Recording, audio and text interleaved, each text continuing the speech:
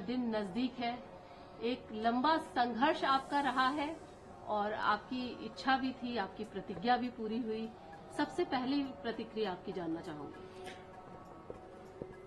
14 वर्ष के वनवास के पश्चात भगवान राम के आने पर अयोध्या वासियों की जो प्रतिक्रिया हुई थी, वही प्रतिक्रिया इसमें मेरी है।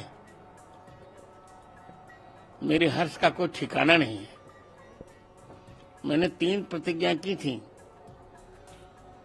2 प्रतिज्ञाएं, पहली कि श्री अयोध्या में कथा करने तब आऊंगा जब राम जन्मभूमि का निर्णय हो जाएगा, एक।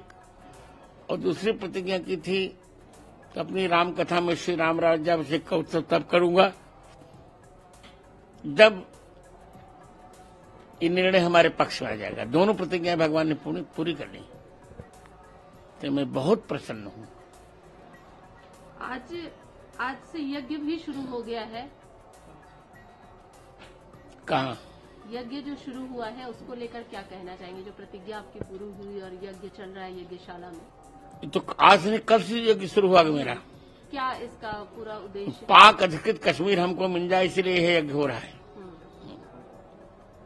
तो पाक POK हमें मिल जाए, इसे 1008 कुंडी हनुमान महायज्ञ चल रहा है। ये त्रेता के पश्चात प्रथम निष्काम यज्ञ है। प्रत्येक यज्ञ में कोई न कोई कामना होती है। मेरे यज्ञ में कोई कामना नहीं, केवल पाकिस्तान अधिकृत कश्मीर हमें मिल जाए, बस यही हमारी कामना है। तो आपको उम्मीद है, जैसे प्रभु राम लला की प्राण प्रतिष्ठा होने में, मंदिर बने, 500 साल का पुराना संघर्ष रहा, और अब ये पाक अधिकृत जो कश्मीर वाली बात है, ये भी बहुत ही संघर्षमय है और इतना बहुत ही मुश्किल है।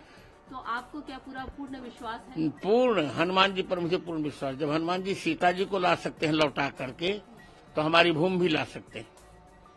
सुप्रीम कोर्ट में आप ही वो व्यक्ति थे जो गए और तथ्यों के आधार पर आपने बात रखी। वो संघर्ष के दिन जब आप याद करते हैं तो क्या कहना चाहिए? कुछ ऐसे पल जो आप जब रोमांच हो जाता है मुझको, क्योंकि भरत जी चिंतित थे कि मैं भगवान के काम में नहीं आया, पर मैं चिंतित नहीं हूं क्योंकि मेरी प्रतिभा भगवान के काम में आई। इसे मैं बहुत प्रसन्न हूं। गुरुजी, एक बात और भी जानना चाहूंगी। रामलला की प्राण प्रतिष्ठा को लेकर भी बहुत सारे प्रश्न उठाए जा रहे हैं कुछ राजनीतिक दलों द्वारा कि ये उचित नहीं है, शास्त्रों के अनुसार नहीं है। शास्त्र के अनुसार यही है। गर्भगृह में राम जी, गर्भगृह का मंदिर पूरा हो गया, इससे भगवान स्थापित हो रहे हैं, अब ऊपर बनता रहेगा। और पुनर्वसु नक्षत्र भी है, त्रेता की छाया है, बहुत उचित है। और प्रधानमंत्री उसके लिए केवल दुग्ध आहार कर रहे हैं, अन्न नहीं लेंगे। 11 दिन तक वो अन्न नहीं ले रहे हैं। क्या ऐसा कोई प्रधानमंत्री देखा आपने? सोचिए। लेकिन सवाल तो बहुत सारे उठाए जा रहे हैं। अन्य पार्टी बात ऐसी है, कुटिल राजनीति कर रहे हैं जिनको चुनाव जीतने की। नहीं, जिनको कुछ करना नहीं हो तो करेंगे ही करेंगे।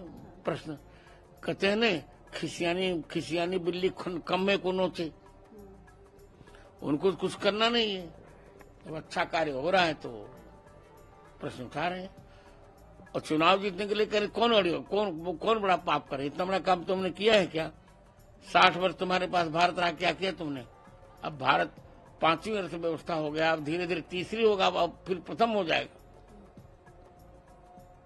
तो आप इसको किस दृष्टि से देखते हैं? जो राजनीति हो रही है या रणनीति है, क्या मानते हैं? कुछ नहीं, ये मूर्ख नीति है।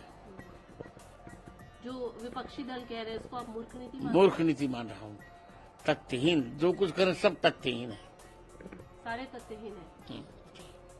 लेकिन एक चीज और आपसे समझना चाहूंगी, शास्त्र क्या कहता है? जो नियम हो रहे हैं, जो पूजा पाठ की विधि हो रही है, बिल्कुल शास्त्र के अनुसार हम लोगों ने तय किया है।